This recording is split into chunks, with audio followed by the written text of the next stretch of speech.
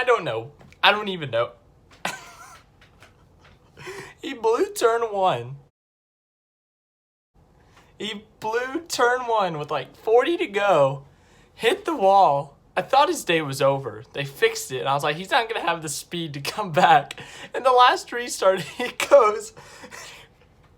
He wins the race. It's a good space bender once. Perfect place to do your burnout. Right where you crashed earlier on a restart. I am serious. I've been laughing for the last like 5 minutes. Like, yeehaw, man. Yeehaw. I told you I'm going to use this thing in every video from now on. This is celebratory, man. I don't even... I'm speechless. Oh, man. I seriously don't know how Chase Elliott won that race. He blew turn one like Keselowski did. And he hit the wall. He didn't hit it as bad as Keselowski, obviously, but he hit the freaking wall. And he came back and won, and he did a burnout in the same freaking place he hit the wall. That was incredible. Oh, man. I didn't think he was going to come back. I thought that was Harvick's race. Harvick did get kind of screwed over, though, I'll admit, by some cautions. Those cautions were so freaking inconsistent. Like, you had Daniel Suarez spin off the track. He ended up not being able to start, but at the time, there was like, that was a stupid caution.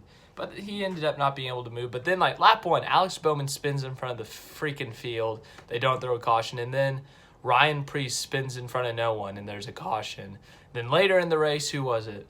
Matt Tifft spins in front of the whole freaking field, and people are piling it up and stuff. They don't throw a caution. And then Ricky Stenhouse Jr. literally spins in front of the wall. Like, no one could have hit him, and they threw a caution. Like, I think NASCAR was trying to build some drama there.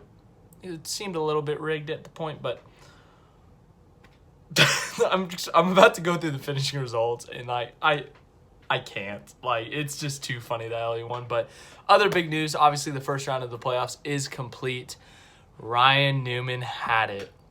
Ryan Newman had it, and he blew the final chicane, or the second to last chicane. They're going down into it. He was trying to hold off Almirola. Almirola had fresher tires. And Newman, for the first time this year, had bad luck. Like, he had some damage, yeah, but he was holding the Almirola off tough. Bowman was in second. So Bowman, and he was 2 seconds behind Elliott. He couldn't have passed him. So Bowman was basically screwed if Almirola didn't get around Newman. Newman's holding him off good, coming to the white flag, and then he blew the chicane. He went too hard. All 4 tires were inside the chicane, not on the track. That's a penalty. He stayed on the track, obviously, just in case, because he didn't want to blow it, because obviously you've already lost the spot. Might as well give yourself a chance. And Almirola stayed in front of him, and Newman got penalized. So Newman ended up getting screwed out of all of that, and he missed the playoffs due to that. Almirola, he tried charging up through the field. He was too far back to catch up any more positions. Newman held him up too much. So Almirola misses the second round. Newman, and then here's a shocker. Kurt Busch and Erik Jones missed the second round of the playoffs. I think I had Kurt Busch in my round of 8. That's an oof. I have it right here. Yeah, it looks like I had Kurt Busch in the round of 8. Yeah, that's very wrong. That was a big oof. But all right, now to the finishing results. Chase Elliott somehow wins. He blows turn 1 like a freaking idiot.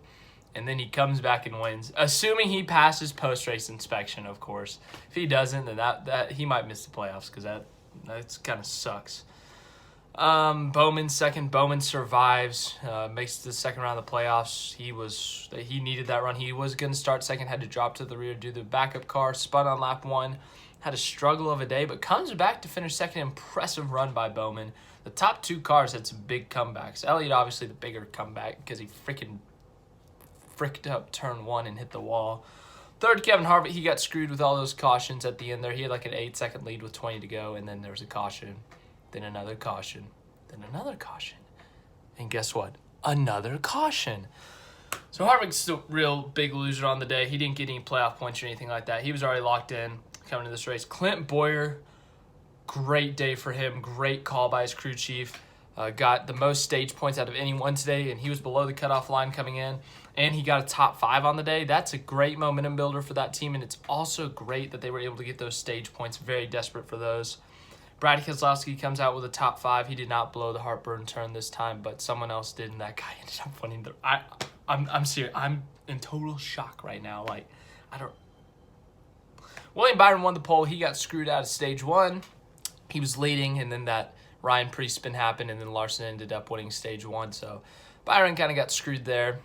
Yeah, NASCAR, you got to get better with your caution calls. Be more consistent, man. Like, that's just not good. That's stupid. They did not do a great job today. Speaking of stupid things, I'll mention some at the end of the video. Has nothing to do with this. 7th, Martin Truex Jr. Solid day for him. It ends his win streak. He was up front at the end, but I don't know what happened there. He got passed by Elliott. I guess everyone else just flew by. Ryan Blaney, defending winner of this race. Chase Elliott ties Ryan Blaney with all-time wins at the Roval. 9th, Jimmie Johnson. All 4 Hendrick cars in the top 10. Good day for Hendrick. Good day for Chevy. Chevy won stage 1, stage 2, stage 3 in the pole. So they swept the weekend. That's a good weekend for Chevy, especially at the home tracks for Hendrick Motorsports.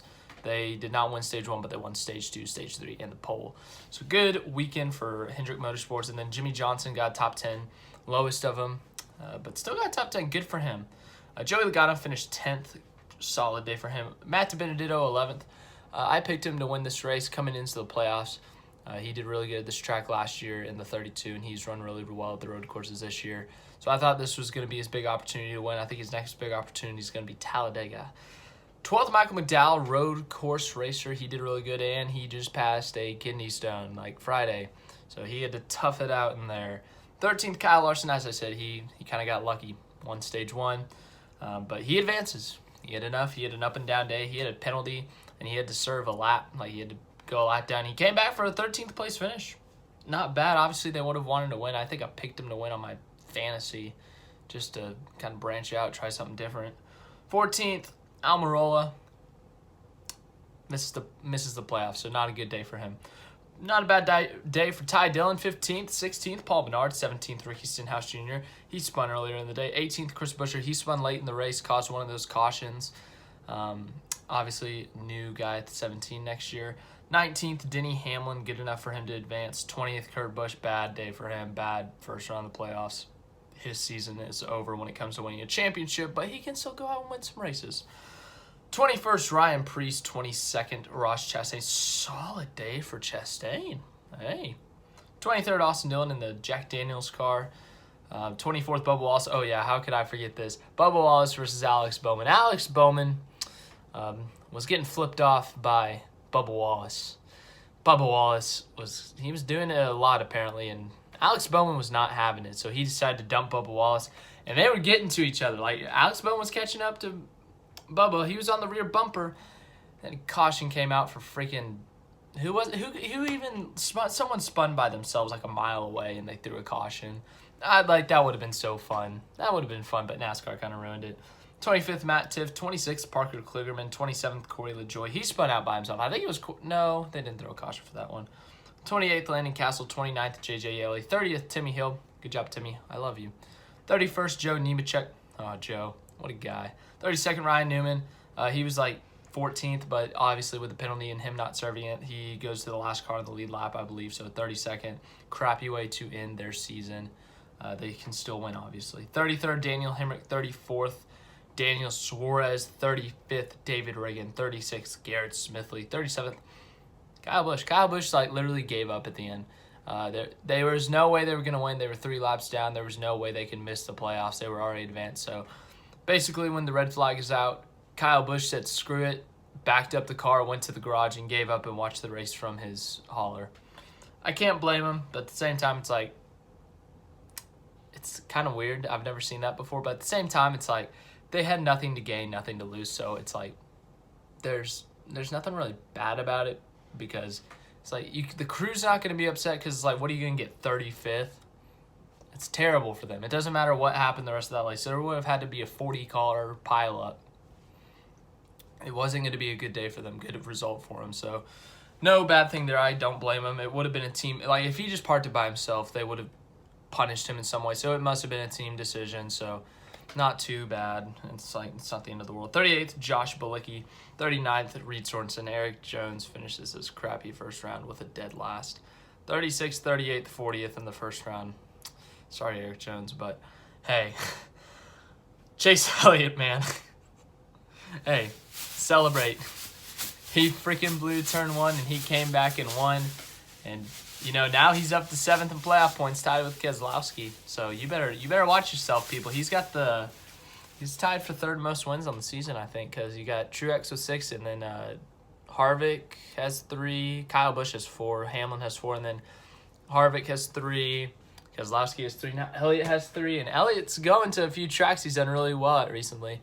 Won this race at Dover last year. He's the most recent Talladega winner, and he won the Kansas race last year. So if he can get some wins there, he might be a championship favorite. So watch out, but I'm still stunned that how did he win that race? And this Chase Elliott one just freaking made my day because I was a little upset with that. So yeehaw, Chase Elliott, 9 team. Gonna win the freaking championship, I hope. That'd be pretty clutch. So yeah, like this video if you liked it. If you're happy for Chase Elliott and that freaking comeback of the ages. And subscribe to the channel if you're new.